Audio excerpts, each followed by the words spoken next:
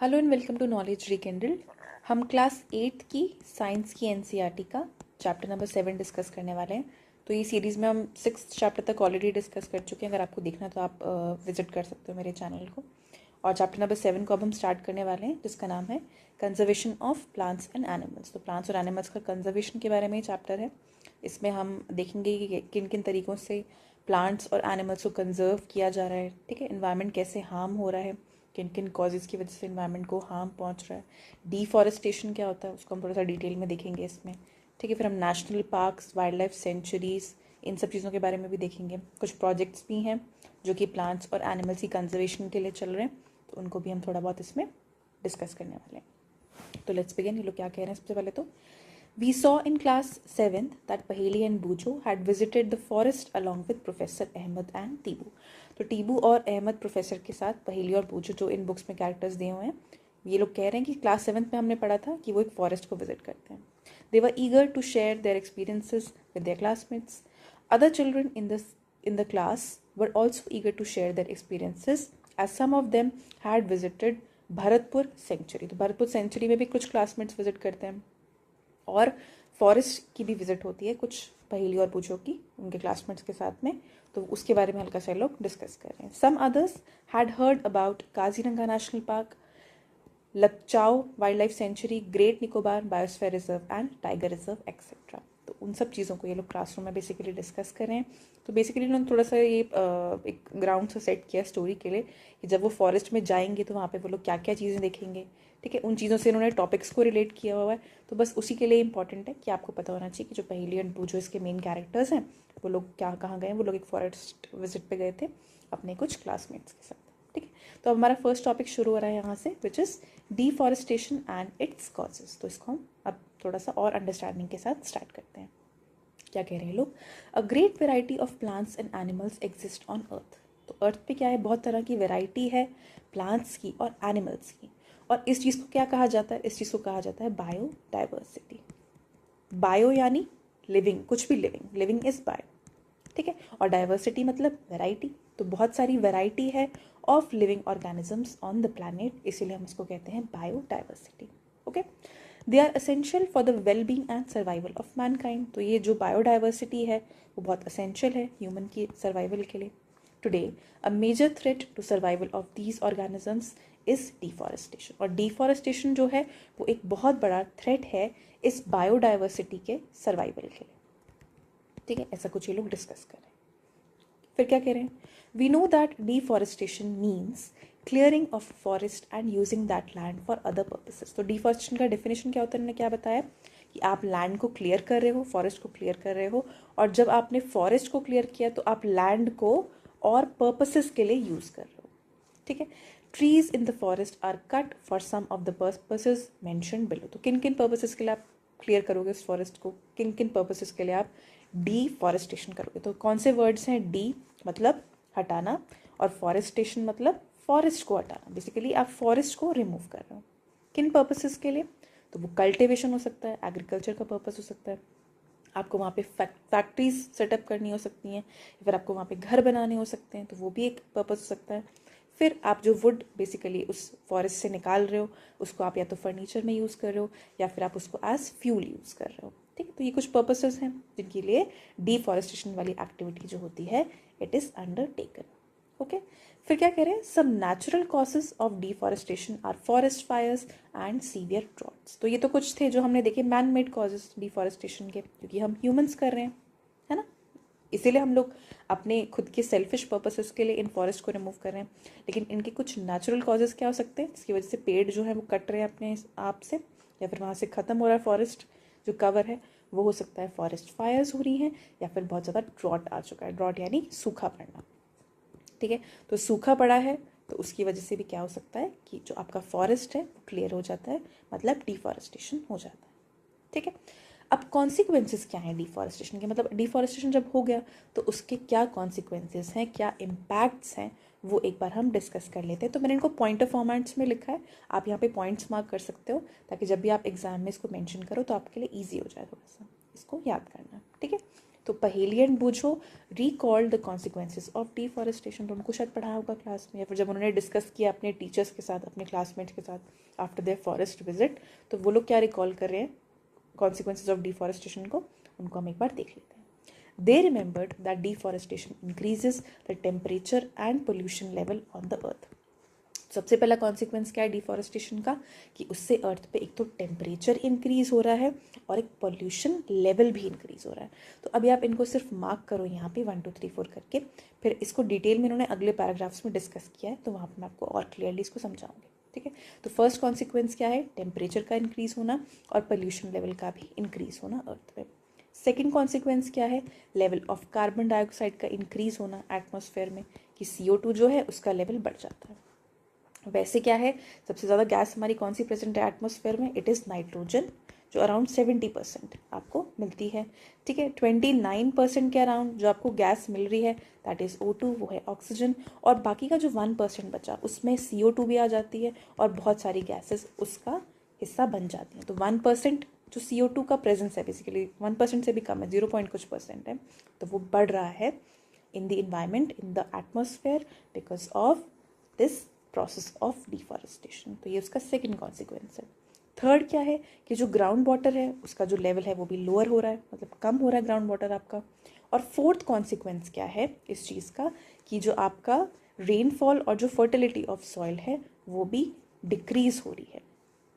ठीक है, तो क्या क्या हमने देखा अभी तक, कौन से कॉन्सिक्वेंसेस देखे, एक तो टेम्परेचर इंक्रीज हो रहा है, पोल्यूशन लेवल बढ़ रहा है, CO2 का लेवल बढ़ रहा है, ठीक है, ग्राउंड वाटर का लेवल कम हो रहा है, ओके, रेनफॉल कम हो रही है और सॉइल की फर्टिलिटी कम हो रही है। पांचवा कॉन्सिक्वेंस क्या है इसका, कि नेचुरल कैलमिटीज़ जैसे कि फ्लड हो गया, जैसे कि ड्रॉट हो गया, वो सब इंक्रीज हो रहा है। ऑब्वियसली फ्लड किस लिए इंक्रीज होगा, क्योंकि आपका जो रेनफॉल हो रहा है, तो रेनफॉल को सीप करने के लिए बेसिकली ग्राउंड चाहिए होता है। ठीक है, वो भी हम डिस्कस करते हैं इसको थोड़ा सा और डिटेल में आगे जाके। तो वो ग्राउंड जो सॉइल बेसिकली उसको एब्जॉर्ब करेगी उस रेनफॉल को, वो नहीं मिल पा रहा है। ड्रॉट किस लिए आ रहा है, कि रेनफॉल हमने अभी देखा कि रेनफॉल जो है वो डिक्रीज हो रहा है उसका अमाउंट। ठीक है, तो ये 5 कॉन्सिक्वेंसेस हैं जिनको आप मेंशन कर सकते हो एज कॉन्सिक्वेंसेस ऑफ डिफॉरेस्टेशन। अब इनको थोड़ा बहुत डिटेल में देख लेते हैं। तो ये लोग क्या कह रहे हैं, सबसे पहले तो recall that plants need CO2 for photosynthesis. तो आपने बचपन में ये मैकेनिज्म पढ़ा होगा जिसको कहते हैं हम फोटोसिंथेसिस। उसमें क्या होता है कि कोई भी पेड़ है वो एनवायरनमेंट से CO2 लेता है और वापस में क्या देता है, O2 रिटर्न में। ठीक है, तो क्या हम क्या बोल रहे हैं लोग यहाँ पे, that plants need carbon dioxide for photosynthesis, ये हमको पता ही है पहले से। Fewer trees would mean that less carbon dioxide will be used up, resulting in its increased amount in the atmosphere. तो मान लो बहुत सारे पेड़ थे पहले, तो जो भी CO2 था उसकी कंजम्पशन भी ज़्यादा थी। ठीक है, क्योंकि बहुत सारे पेड़ हैं, तो बहुत सारे पेड़ क्या करेंगे, CO2 उतना ही ज़्यादा कंज्यूम करेंगे, उसका कंजम्पशन जो होगा वो ज़्यादा होगा। लेकिन मान लो इसमें से पेड़ कम हो गए, अब पेड़ कम हो गए तो CO2 का जो कंजम्पशन है बाय प्लांट्स वो भी कम हो जाएगा। तो ये जो CO2 जो घूम रहा है, तो ये तो एनवायरनमेंट में प्रेजेंट होगा, अब CO2 बढ़ जाएगा एनवायरनमेंट में, क्योंकि पेड़ ही नहीं है उसे कंज्यूम करने के लिए। ठीक है, उससे क्या होगा, this will lead to global warming as carbon dioxide traps the heat rays reflected by the earth. तो इसको मैं थोड़ा सा एक्सप्लेन करती हूँ। वैसे तो ये बहुत आपको ये जो टॉपिक है आपको 11th में आपको ज्योग्राफी में देखने को मिलता है, जिसमें हम देखते हैं कि CO2 ग्लोबल वार्मिंग कैसे कॉज करता है। ठीक है, तो मान लो अभी मैं आपको थोड़ा सा इसको हल्के में एक्सप्लेन करती हूँ। तो मान लो ये अर्थ है, ठीक है, तो अर्थ के पास सन से कुछ रेज आ रही हैं। ठीक है, ये सन है, सन से कुछ रेज आ रही हैं। अब सन की जो रेज होती हैं तो वो क्या करती हैं, वो हीट भी लेकर आ रही है अपने साथ में। ठीक है, अब सन की रेज जो अर्थ एक बार एब्जॉर्ब कर लेता है उनको रिफ्लेक्ट बैक भी करता है। ये आपको ज़्यादा डिटेल में जाने की ज़रूरत नहीं, हल्का फुल्का समझ लो। ठीक है, उन रेज को जब ये रिफ्लेक्ट बैक कर लेता है तो एनवायरनमेंट में जो CO2 गैस प्रेजेंट होती है, यहाँ पे एक एटमॉस्फेयर में CO2 गैस प्रेजेंट है, तो जब ये रेज अर्थ से वापस रिफ्लेक्ट होकर वापस जा रही होती हैं into the atmosphere, into the space, तो ये जो CO2 होती है वो क्या करती है, इस हीट को ट्रैप कर लेती है। तभी उन्होंने यहाँ पे लिखा है ना, ये carbon dioxide traps the heat rays reflected by the earth. तो जो भी हीट की रेज अर्थ रिफ्लेक्ट कर रहा होता है उसे ये CO2 गैस क्या कर लेती है, एब्जॉर्ब कर लेती है, ट्रैप कर लेती है। ठीक है, तो अगर ये सोचो कि मान लो एटमॉस्फेयर में बहुत सारी CO2 हो गई, तो सोचो कितनी हीट है जो ट्रैप हो जाएगी, यहाँ पे हीट वापस ही नहीं जा पाएगी। अब जब इतनी सारी हीट यहाँ पे ट्रैप हो चुकी है तो अर्थ में क्या होगा, टेम्परेचर का राइज होगा, टेम्परेचर राइज होगा मतलब यानी ग्लोबल वार्मिंग होगी, अर्थ क्या होगा, वार्म हो जाएगा। ठीक है, समझ में आया। इसलिए लोग क्या कह रहे हैं कि ग्लोबल वार्मिंग क्यों हो रही है। अब देखो मैंने यहाँ पे लिखा है कि ट्रीज कम हुए, ठीक है, CO2 बढ़ा हवा में, CO2 बढ़ा, CO2 बढ़ने की वजह से क्या हुआ, ज़्यादा एब्जॉर्प्शन हुआ ऑफ हीट। ठीक है, इसका मतलब क्या हुआ, ग्लोबल वार्मिंग हुआ। आई होप आपको ये समझ में आया होगा। अब हम आगे डिस्कस करते हैं कि आगे लोग क्या कह रहे हैं। ठीक, अब क्या कह रहे हैं लोग कि the increase in temperature on the earth disturbs the water cycle and may reduce rainfall. तो ये जो अर्थ में जो आपका टेम्परेचर इंक्रीज हो रहा है, इससे आपका वाटर साइकिल भी अफेक्ट होता है और रेनफॉल भी कम हो जाता है। ठीक है, इस कंडीशन को हम लोग क्या कहते हैं, वी कॉल इट ड्रॉट। ठीक है, हीट बढ़ गई है, ठीक है, टेम्परेचर इंक्रीज हो गया है, वाटर साइकिल डिस्टर्ब हो गया है, रेनफॉल कम हो गया है और ड्रॉट हो गया है। ठीक है, तो ड्रॉट अभी हमने डिस्कस किया था नेचुरल कैलामिटीज़ में as one of the consequences of deforestation.